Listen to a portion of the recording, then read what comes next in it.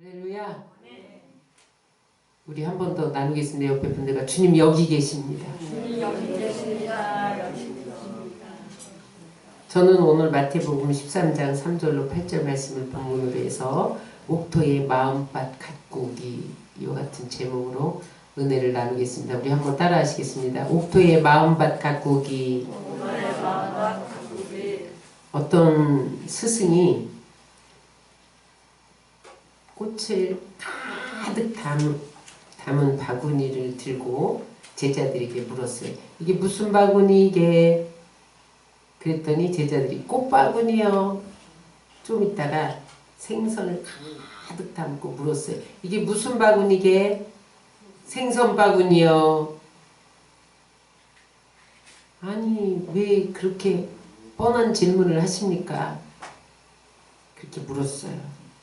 그랬더니 똑같은 바구니지만 무엇을 담느냐에 따라서 바구니의 용도가 달라진다. 여러분 우리의 마음이 그와 같아요. 우리의 마음에 무엇을 담느냐에 따라서 부르는 말이 달라져요. 여러분들 마음에 욕심을 담으면 욕심 꾸러기가 됩니다. 사랑을 담으면 사랑의 사도가 돼요. 행복을 담으면 행복한 사람이 돼요.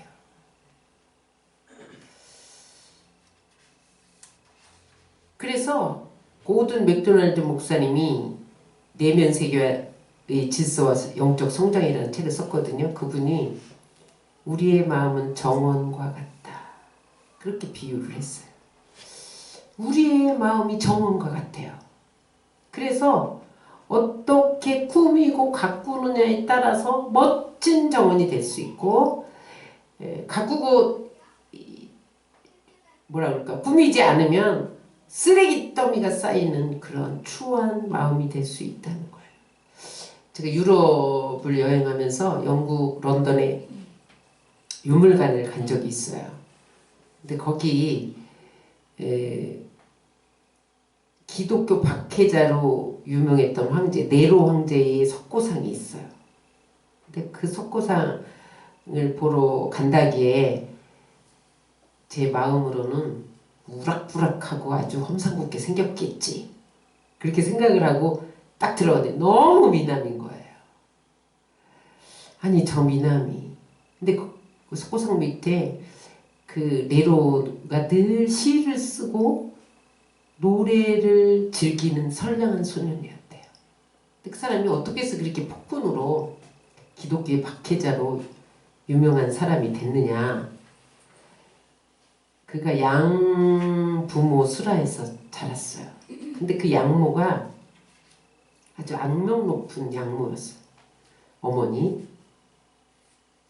수아 그리피나라고 그 어머니 이름이 적혀 있더라고요. 그런데 자기 남편이 왕이잖아요. 근데 그 부왕을 자기 남편을 독살해요. 자기 양부를 죽인 거예요. 양모가. 그리고 나서 네로를 황제로 올려요. 자기에게는 좋은 거잖아요. 그런데 그가 그 자리에 올라가서 폭군이 됩니다. 왜냐면 내가 독살당하지 않고 다른 사람에서 죽임받아 되지 않으면 내가 폭군이 되어야 된다. 변했어요. 그래서 타락하기 시작했어요. 그래서 기독교인들을 박해하는데 로마 시가지를 막 불태워요. 불나.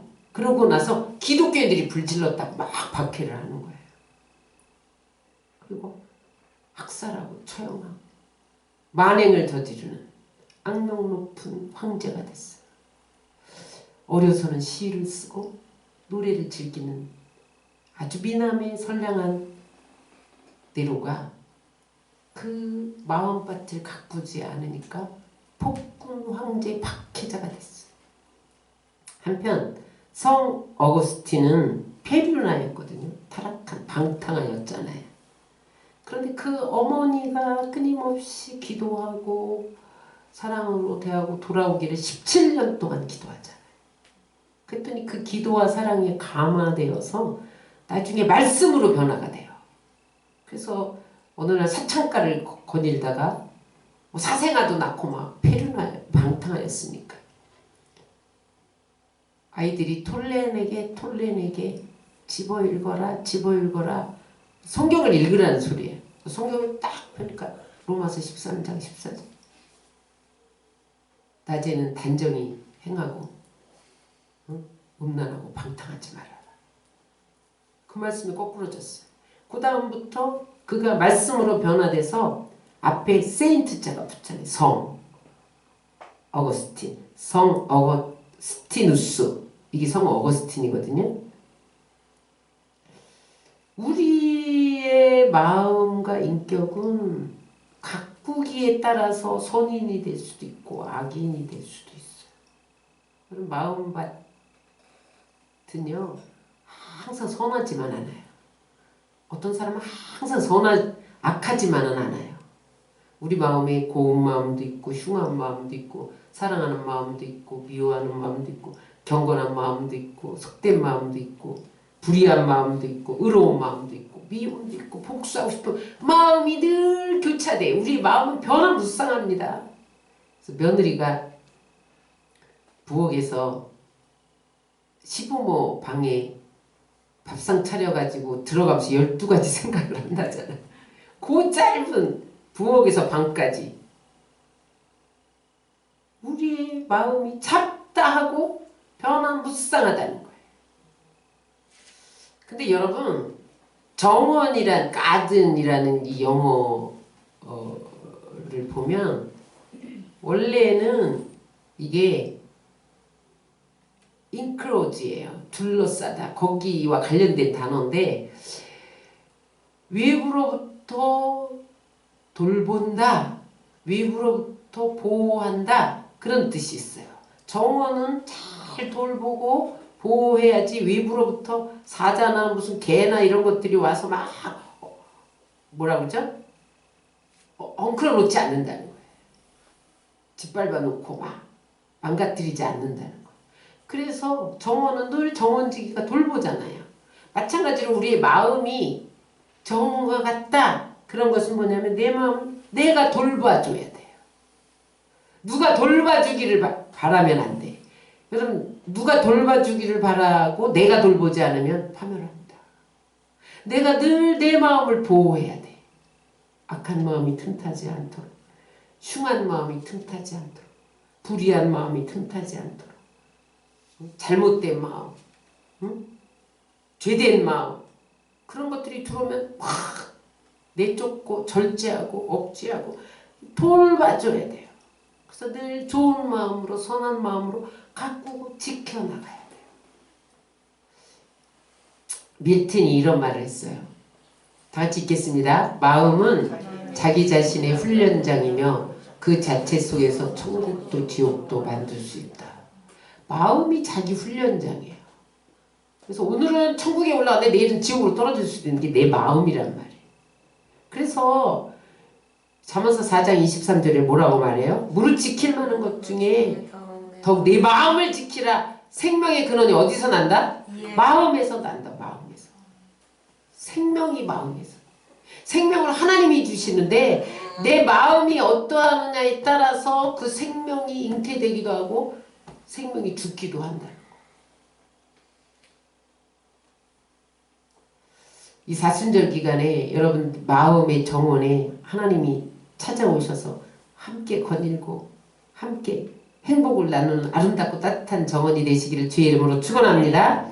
오늘 본문 말씀은 마음밭, 다시 말하면 마음의 정원에 씨 뿌리는 비유예요. 예수님이 가는 곳마다 사람들이 인산인해로 따라다녔죠. 여러 가지 이유가 있어요.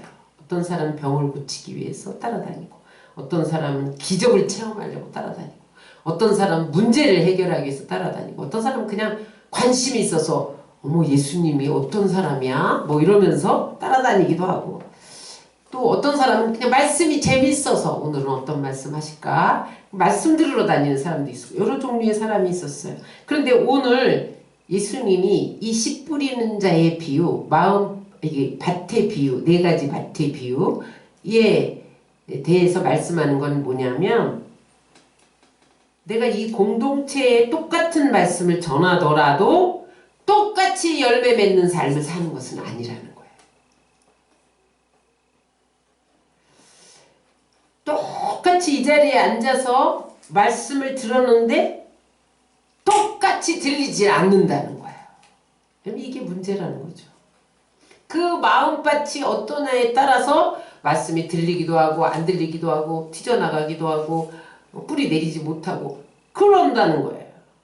오늘 예수님은 이 네 가지 마음밭, 씨 뿌리는 비유에 대해서 어떻게 말씀하시냐면 어떤 사람이 복되게 듣고 말씀을 복되게 받는 사람인지에 대해서 가르쳐주고 있습니다.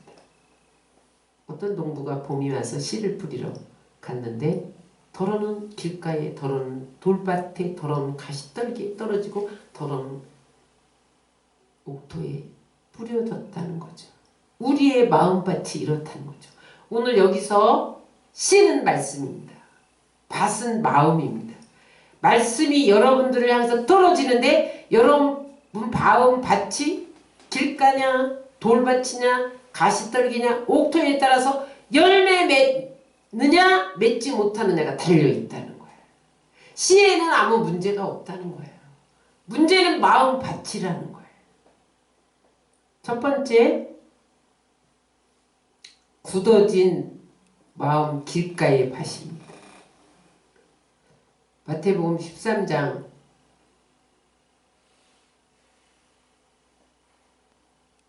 14절과 19절에 보면 다시 한번 읽겠습니다. 뿌릴새 더러는 길가에 떨어짐에 새들이 와서 먹어버렸고 그 뜻이 뭐냐 해석을 19절에 해놨네요. 아무나 천국 말씀을 듣고 깨닫지 못할 때는 악한 자가 와서 그 마음에 뿌려진 것을 빼앗나니 이는 곧 길가에 뿌려진 자요. 농부가 씨를 뿌리는데 길가에 떨어졌단 말이에요. 근데 길가에는 단단하잖아요. 그러니까 새들이 와서 금방 쪼아 먹었다는 거예요. 지금 여기서 말씀을 듣고 있는데 사탄이 와서 그 뿌린 것을 당장 취해가서 열매를 맺지 못한다는 거예요. 예배 자리에 앉아 있는데 내 마음이 있다는 곳에가 있다는 거예요. 사탄이 마음을 다른 곳에 마음밭에 열매 맺지 못하도록 딴 생각으로 가득 채워지게 해서 깨닫지 못하게 한다. 깨닫지 못하는 건 듣지 않는 자와 똑같습니다.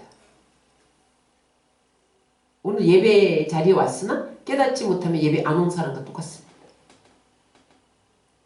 근데 이 마음이 굳어졌다는 게 뭐냐? 굳어졌다. 왜 그 사람의 마음이 닫혔냐? 굳어졌다는 건 마음이 닫혀서 안 들린다는 거거든요. 왜 그러냐? 닫히게 된 이유가 뭐냐?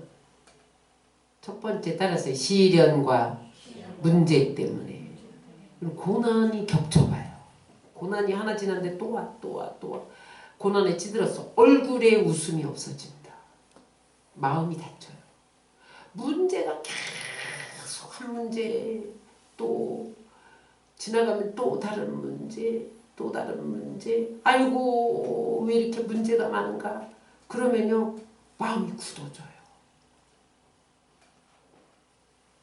그래서 교회에는 나왔는데 말씀이 와닿지 않는 거예요. 그래서 잠깐 닿았다가 그냥 순간 없어지는 거예요. 길가기 때문에 흙이 하나도 없잖아요. 그러니까 뭐 뿌리를 내릴 수가 없으니까 그냥 닿다가 없어지는 거예요. 길가의 마음 받습니다.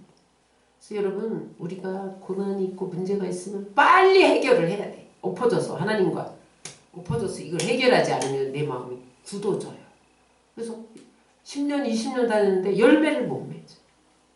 또 마음을 다치게 하는 그래서 굳어지게 하는 게 뭐냐면 습관적인 죄입니다. 죄가 들어오면 우리의 마음이 굳어져요. 교회에서 신앙생활을 하는데 세상에 나가서는 세상과 똑같이 사는 거예요. 죄와 타협해서 그대로 세상 사람들이 사는 방법대로 쾌락을 즐기고 속이고 불의를 행하고 그러면서 사는 거예요. 마음이 굳어져서 말씀이 안 닿아요. 여기에. 세 번째 뭐냐? 형식적인 신앙생활입니다. 오랫동안 다녔는데 교회는 습관적으로 감동 없이 교회만 왔다 갔다 하는 거예요. 이거 마당만 밟는다 그러죠. 오늘 주일이니까 교회를 가긴 가야 돼. 이 습관적인 거야. 오늘 주일이니까 가야 돼. 문제는 굳어지는 거야. 이런 습관적인 죄나 형식적인 신앙생활이 거듭되면요, 내 마음이 굳어져. 동맥경화증 아시죠, 여러분? 동맥경화증이 뭐예요? 피가 제대로 흐르지 않아서 굳어져서 나중에는 어떻게 돼? 심장마비를 일으키는 거예요. 동맥경화증.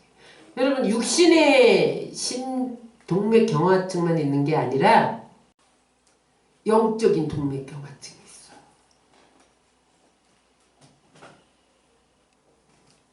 다른 사람은 은혜를 받는데 나는 은혜를 못 받아. 마음이 굳어져. 근데 그 문제가 내 마음이 굳어진 게 아니라 씨의 문제라고 생각해요. 영적 동맥경화증은 뭐가 문제냐면 변화되려고 하질 않아. 왜 저 사람은 은혜 받는데 나는 왜 이렇게 은혜가 안 되지? 감동을 받으면 변화되려고 애를 써야 돼요. 근데 문제는 이미 마음이 다른 곳에 가 있어. 단단해져서 변화를 시도하려고 하지도 않아요. 그래서 어떻게 해야 되느냐?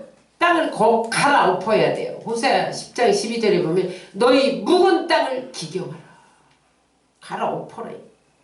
뭘로 갈아엎어요? 회개, 불도저로 갈아엎어요.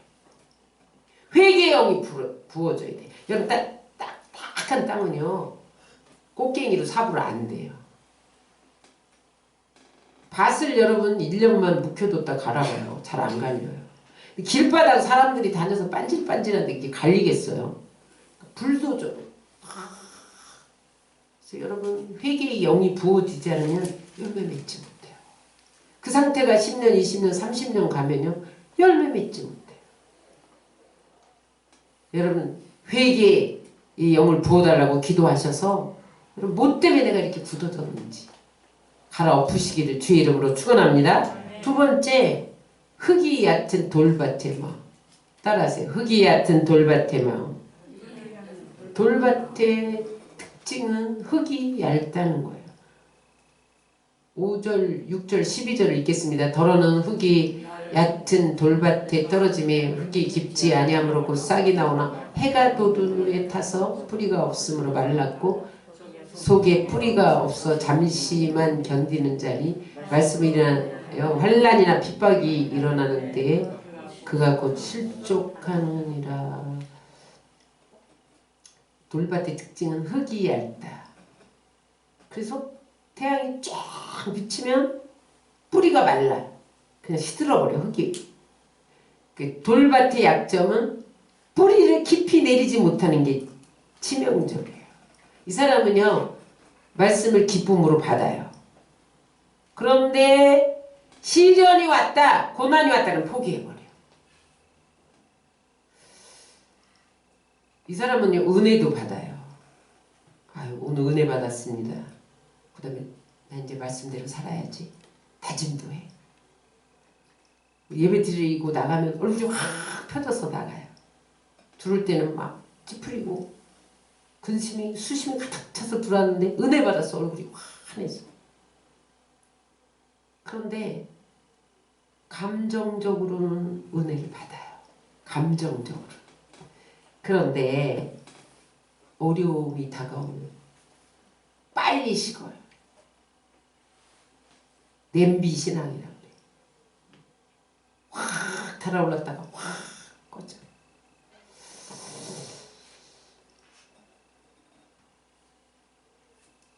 그러다 보니까 은혜를 받았는데 그냥 내 방법대로 사는 거야. 내 욕심대로.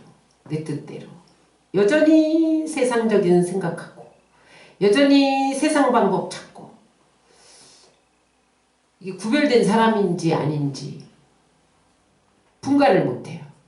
왜 그래요? 뿌리 내리지 못해서. 많은 사람들이 해가 돋은 후에 말라 버리니까 태양이 문제다. 그런 사람도 있어요. 여기 태양은 뭐예요? 환란이에요, 환란. 환란이나 박해, 고난, 우리에게 다가오는 게 태양이거든요. 근데 여러분, 식물이 태양이 없으면 자랄 수 있어요, 없어요? 탄소 동화작용 못 하잖아요. 식물에게 태양은 반드시 필요해요.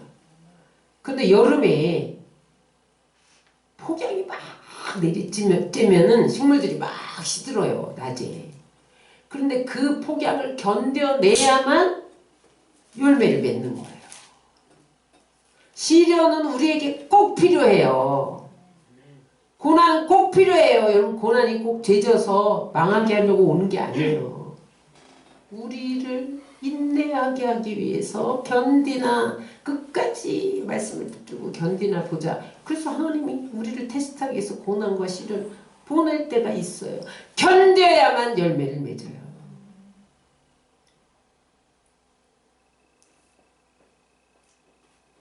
그런데 돌 같은 마음 바친 사람은 어떠냐?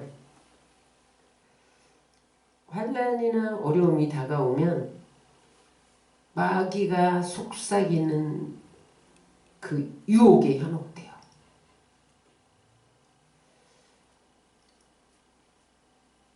그래서 끝까지 견디지 못해요.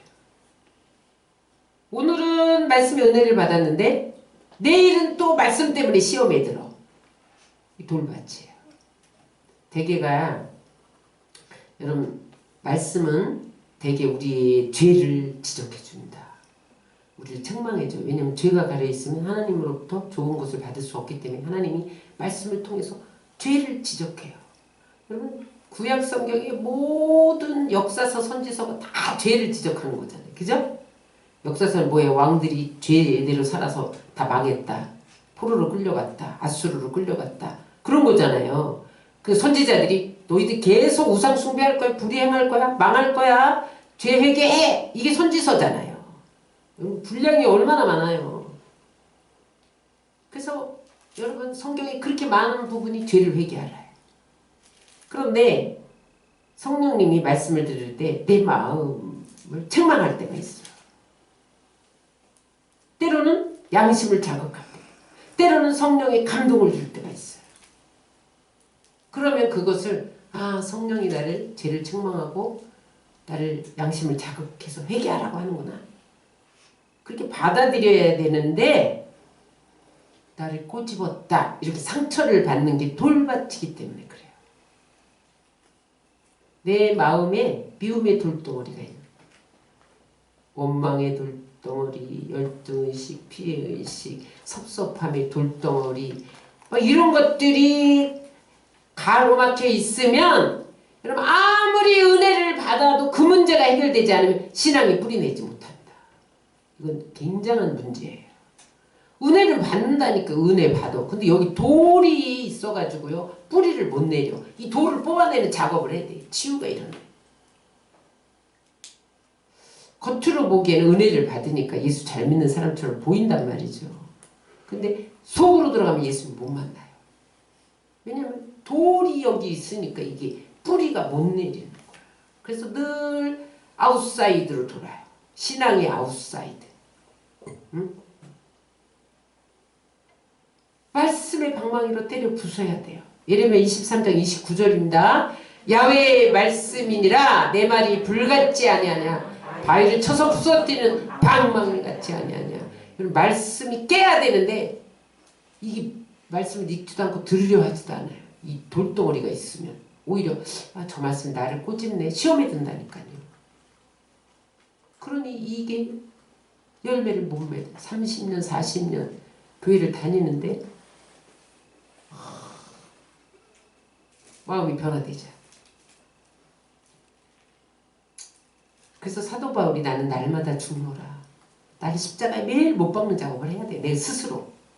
난 날마다 죽습니다. 이렇게 고백을 해야 돼. 갈라디아서 2장 20절입니다. 시작. 내가 그리스도와 함께 십자가에 못 박혔나니 그런즉 이제는 내가 사는 것이 아니요 오직 내 안에 그리스도께서 사시는 것이라. 이제 내가 육체 가운데 사는 것은 나를 사랑하사 나를 위하여 자기 자신을 버리신 하나님 아들을 믿는 믿음 안에서 사는 것이라. 새 사람으로 변화돼야 돼요. 그렇지 않으면 열매 맺을 수 없어요. 여러분 말씀의 방망이로 때려 부셔서 여러분 돌을 깨시기를 예수님의 이름으로 축원합니다. 세 번째는 따라서 기운을 막는 가시떨기 밭과 같은 마음.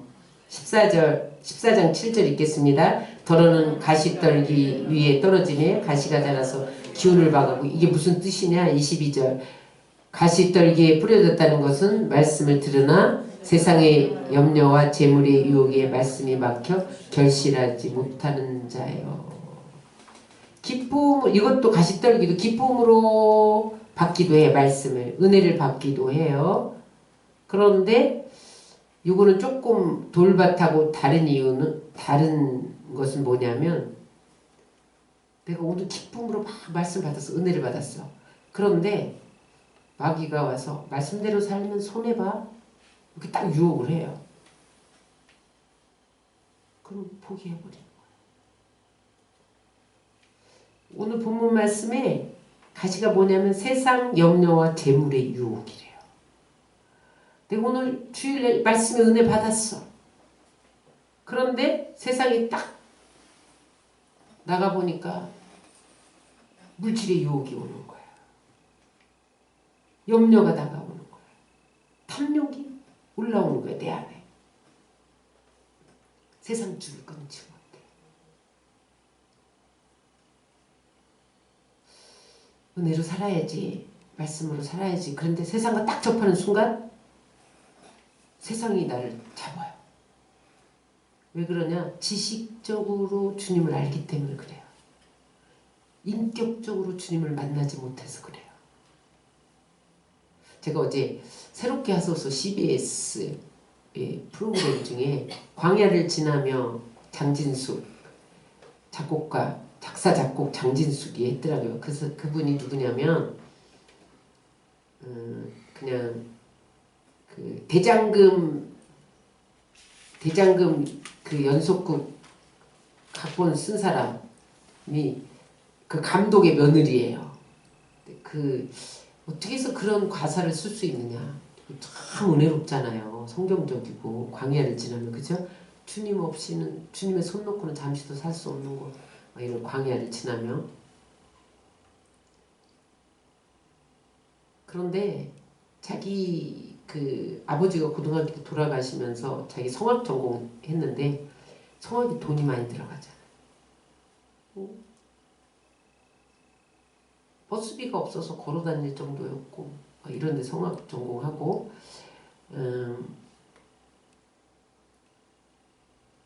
그러다가 이제 아버지 돌아가시고 어머니가 생활을 유지해야 되는데 어머니도 생활 유지 능력이 없고 자기 또 의사하고 연애를 4년 했는데 의사집에서 너무 가난하다고 노해서 결혼도 못했고 그러다가 이제 주님을 만난 거예요. 주님을 만나서 자기가 대학 다니면서 계속 알바자리를 벼룩시장 다 뒤져가면서 알바자리를 구하는데 알바가 안 나오더라는 거예요. 그 뭐예요? 자기 피아노도 잘 쳐, 노래도 잘해, 갖출 거 다 가르는데 알바할 때가 안 나오더라고요. 어느 날 하나님 앞에 하나님 나 20만 원이 필요한데요. 20만 원 좀 주세요. 이렇게 구해봤대요. 근데 돌아서기가 무섭게 20만 원짜리 알바가 들어왔대. 그래서 하나님 10만 원도 아니고 20만 원, 30만 원도 아니고 20만 원.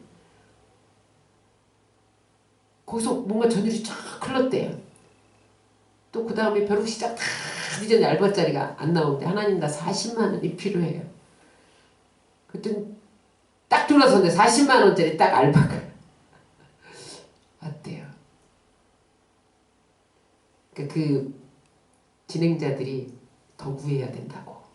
더 구해야 돼. 하나님 말하는 대로 주니까 69하고 109에 써야 되는데 잘못 구했다고 막 그런 우스갯소리 하더라고요. 왜 그러냐? 잘못 구한 게 아니라 하나님이 딱 그 금액을 주면서 내가 했다. 또 나 의지해. 나한테 구해. 그러시는 거였다는 거예요. 그 다음부터는 하나님께 구해야 되는구나. 그래서 하나님 만나기 시작하고 그것을 영성일기로 썼대. 여러분 영성일기 쓰십시오. 그게 나중에 하나님이 너 작곡을 성악가인데 작곡해라. 많은 사람과 나눠라 네 체험을. 그래서 여러 가지 시련과 의사 집에서 거절당하는 그런 시련과 여러 가지 몸에 혹이 스트레스를 받아서 혹이 주렁주렁 달렸었대요. 병원에 입원하는 그런 과정 아무도 보호자도 없이 혼자 수술하고 나오고 그런 과정을 통해서 하나님이 너 나만 알지. 수술 딱 끝나고 갑상선 암 수술하고 나오는데 혼자 보호자 없이 그리고 나오는데 주님이 경상 부산 사람이래요. 니 뭐 죽고 그러시더래요. 경상도 사투리로. 그래서 하나님 시부모들이 찬성하고 귀하게 여기는 그런 배우자 그 다음에 영감 있는 작곡할 수 있도록 두 가지 구했는데 하나님이 정말 너는 내가 꿈에 그리던 며느리다. 그런 시부모들을 만났대요.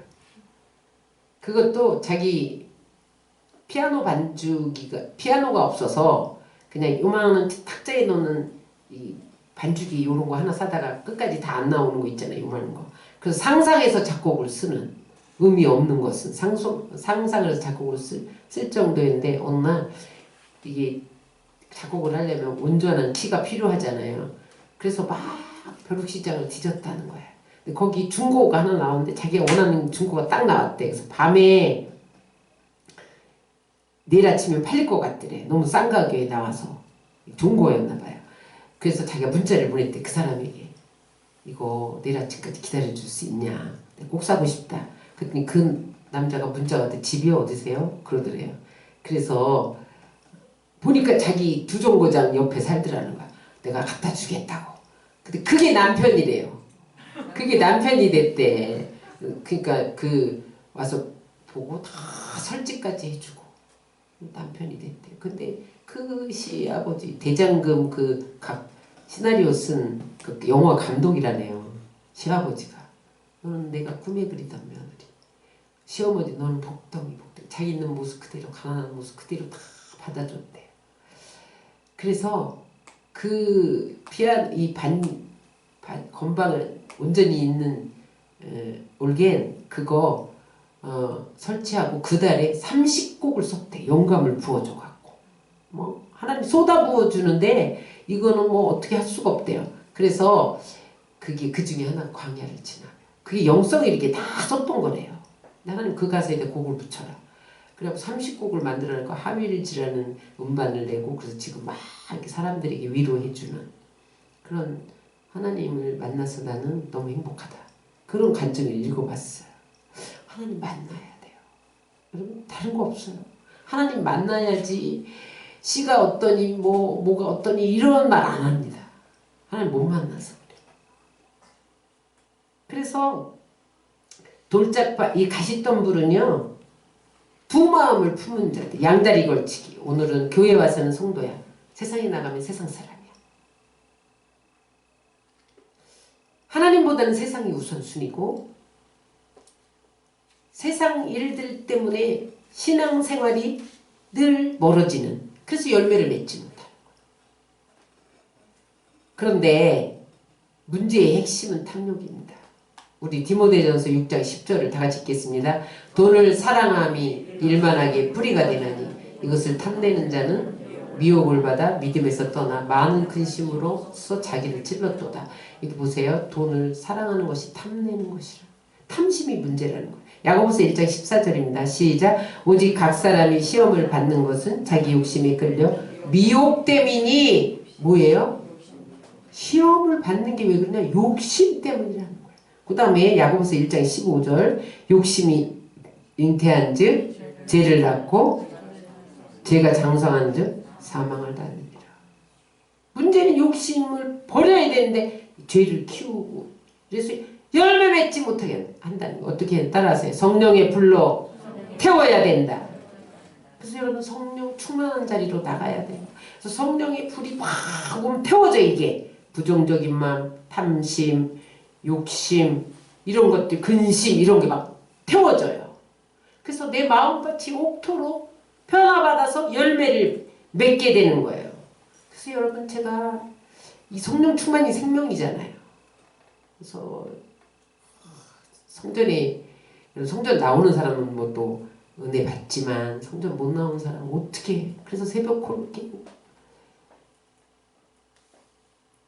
금요일 기름 부은 기도에 엎어져야 된다. 그러는 거예요. 여러분들을 위해서. 나를 위해서 여러분 내가 가서 자리 채워줘야지. 그런 심정으로 나오면 안 됩니다. 응? 저는 다 내려놨기 때문에 여러분들만 성령 충만하면 돼요. 여러분들만 하나님 마음에 합한 자면 돼요. 그래서 여러분 성령의 불로 태워야 돼. 은혜의 자리로 나가지 않으면 성령의 불이 임하나요. 기도하지 않으면 성령의 불이 임하나요. 안 되는 거예요. 30배, 60배, 100배의 결실을 맺으시기 바랍니다. 마지막 좋은 땅, 열매 맺는 좋은 땅과 같은 마음이 있어요. 13장 8절과 23절을 읽겠습니다. 더러는 좋은 땅에 떨어지며 어떤 것은 100배, 어떤 것은 60배, 어떤 것은 30배의 결실을 하였느니라. 좋은 땅에 뿌려졌다는 것을 말씀을 듣고 깨닫는 자니 결실하여 어떤 것은 100배, 어떤 것은 60배, 어떤 것은 30배가 되느니라 하시더라. 토질만 좋은 게 아니라 수분도 좋고 모든 환경이 다 좋은 상태, 그러니까 좋은 땅이죠. 이런 마음은 어떤 마음이냐? 말씀에 씨앗이 뿌려질 때 지금 여기서 설교가 선포되잖아요. 그럼 들으려고 해요. 아, 저 말씀 속에서 하나님이 나에게 어떤 말씀을 주실까? 들으려는 마음. 그런 마음이 있는 게 좋은 땅이에요. 그 다음에 들리면 아멘 아멘 아멘 아멘 더블 아멘. 아멘이 아니라 아멘 아멘 이런 아멘 있잖아요. 그런 마음이 옥토의 마음이에요. 깨닫기만 하는 것이 아니라 행위가 동반돼요. 말씀대로 사는 거예요. 이제는 깨닫기만 하면 뭐예요? 말씀대로 살아야지. 여러분 행함이 없는 마음은 죽은 믿음이에요. 깨닫지 않는 것과 동일해요. 행하지 않는 것은 깨닫지 않는 것과 동일해요. 야고보서 2장 14절 17절입니다. 내 형제들아 사람이 자기가 믿음이 있다고 말하면서 행위가 없으면 그것이 무슨 유익을 주느냐. 믿음이 그를 구원할 수 있겠느냐. 만일 형제나 자매가 헐벗고 일용할 양식이 없는데 너희 중에 누가 그에게 이르되 평안히 떠나가라 배부르게 너희는 따뜻하게 하고 배부르게 하라 하고는 몸에 필요한 그것들을 너희가 그들에게 주지 않으면 그것이 무슨 유익을 주느냐. 이와 같이 믿음도 행위가 없으면 그것만으로는 죽은 것이니라. 깨닫기만 하면 뭐하냐. 말씀대로 살아야 돼요. 그러면 여러분 30배, 60배, 100배의 결실을 맺는다. 따라하세요. 진리를 받아들이고 깨닫고 순종하는 마음. 진리대로 행해야 된다는 거예요. 이런 마음은요 심령이 가난한 거예요. 어린아이처럼 낮추는 믿음, 부드러운 마음, 열린 마음, 일편단심, 하나님을 향한 마음, 뒤돌아보지 않고 기웃거리지 않고 주님만 바라보는 마음. 여러분 말씀이 삶과 행동으로 나타나는 게 예배예요. 주일 여기 와서 앉아있는 게 예배가 아니라 말씀이 삶과 행동으로 나타나는 삶이 예배가 되어야 돼요.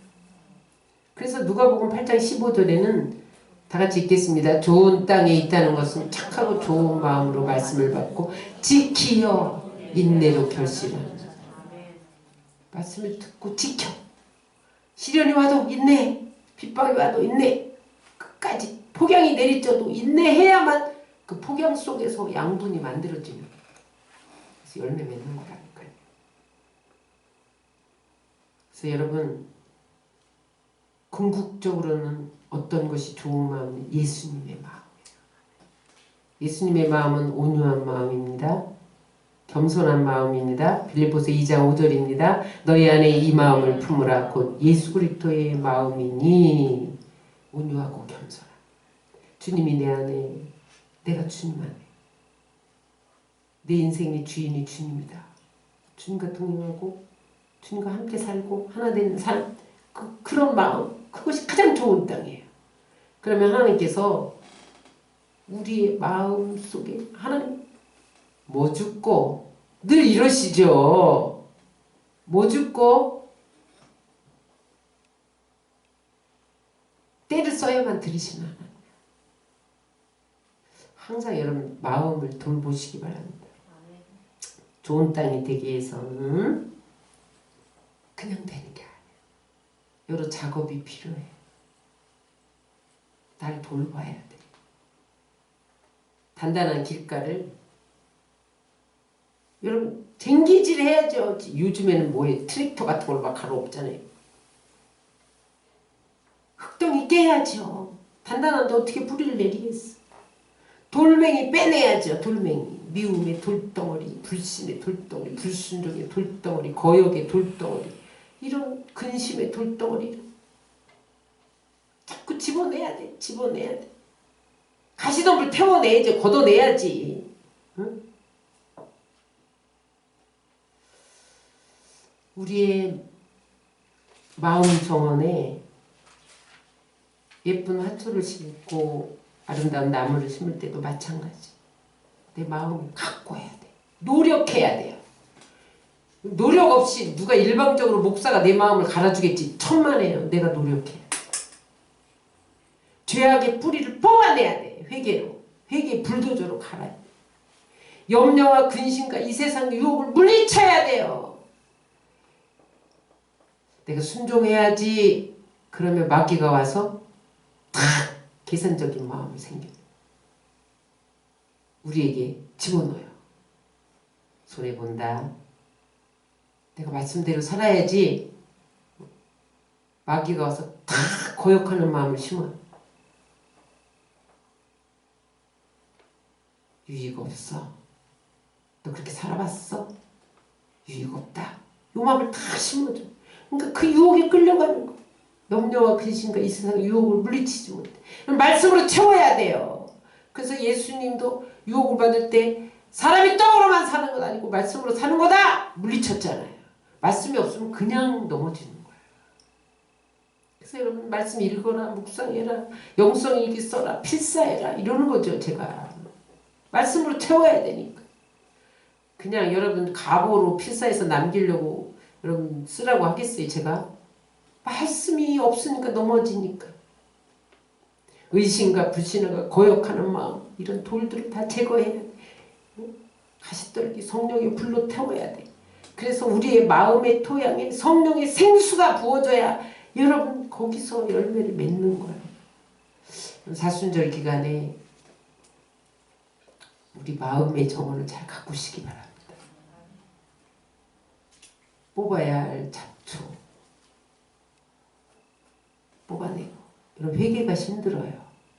회개의 영을 부어주셔야 돼요. 고통스러워. 죄를 끊어버리는 게 여러분 안 돼요. 여러분 왜 술 중독, 담배 중독 걸리는지 아세요? 못 끊어내요. 못 끊어. 우리 힘으로. 응? 막 담배 중독 걸린 사람은요. 계단 올라가는데 폐에서 무슨 소리가 나는데 숨이 막 가쁘고 얼굴이 벌거운데 자기가 다 알아요. 못 끊어. 고통스러워요. 그래서 여러분 우리의 성령 불이 필요한 거예요. 은혜가 필요한 거예요. 내 힘으로 안 되니까. 끊을 길이 없어. 내 힘으로. 여러분 이 사순절 기간에 십자가를 묵상하다가 인격적으로 주님을 만나시기 바랍니다. 그래서 주님 손잡고 즐겁게 논의는 그런 아름다운 정원으로 여러분 마음밭을 가꾸시기를 주의 이름으로 축원합니다. 우리 말씀 정리하면서 한번 따라 하시겠습니다. 따라하세요. 굳어진 우리의 마음을 회개의 불도자로 갈아엎자. 돌덩어리 같은 마음을 말씀의 방망이로 부수자. 가시 같은 염려, 탐욕, 세상 것들을 성령의 불로 태워버리자. 그래서 여러분 좋은 땅으로 변화되어서 30배, 60배, 100배로 열매 맺으시길 주의 이름으로 축원합니다. 그렇습니다. 주님.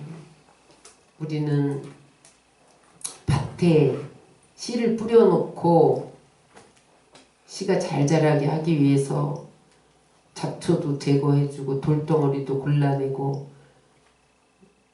단단한 밭을 갈아엎기도 하면서 우리의 마음밭을 돌보지 않을 때가 있습니다.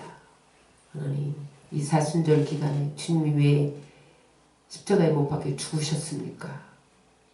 돌 같고 길가 같이 단단하고 가시 넝쿨로 얼룩진 우리의 마음밭에 하나님이 말씀을 심어도 열매 맺지 못함으로 그것이 죄입니다. 세상적인 것입니다. 육체적인 것입니다. 그것을 제거하기 위해서 주님이 십자가에 못 박혀 죽으셨습니다. 하나님, 그 보일의 공로 의지에서 내 마음밭을 옥토로 만들어 주님이 원하는 그러한 열매를 맺게 하여 주시옵소서. 성령의 9가지 열매가 맺어지게 하여 주시옵소서. 우리의 마음밭이 아버지 옥토가 되어서 그 안에 아버지 하나님 주님과 내가 손잡고 동행하며 팔짱을 끼고 걷는 그러한 우리의 삶이 되어지게 하여 주옵소서. 아무것도 염려하지 말고 오직 모든 일에 기도와 간구로 구할 것을 아뢰며 늘 내 마음을 돌아보아서 고양이나 쥐들이 와서 내 마음밭을 휘저버려 놓고 있지는 않은지 살펴보고 하나님, 이 원인을 사람에게서 찾으려고 하지 말고 내 마음밭에서 찾게 하여 주셔서 기경되게 하시고 아버지 새롭게 변화되어 열매 맺게 하여 주옵소서. 그렇게 살기로 결단한 사람들 가운데 성령을 부어주시고 은혜 부어주시고 조명하여 주셔서 늘 아버지 돌아보게 하시고 깨닫게 하시고 행하게 하셔서 하나님 영광을 막 끄트러내는 우리들 되어지게 하여 주옵소서. 특별히 이 사순절 기간에 철저하게 나의 마음밭을 돌아보아 아버지 죄의 잡초들을 다 뽑아내게 하여 주시옵소서. 그래서 주님 마음껏 축복해 주시기를 원하시고 오늘도 우리에게 오셔서 못 죽고 그렇게 자청하시는 우리에게 주시지 않고는 견딜 수 없으신 그 주님의 마음이 우리 안에서 나타나지게 하여 주옵소서. 예수님의 이름으로 기도드립니다.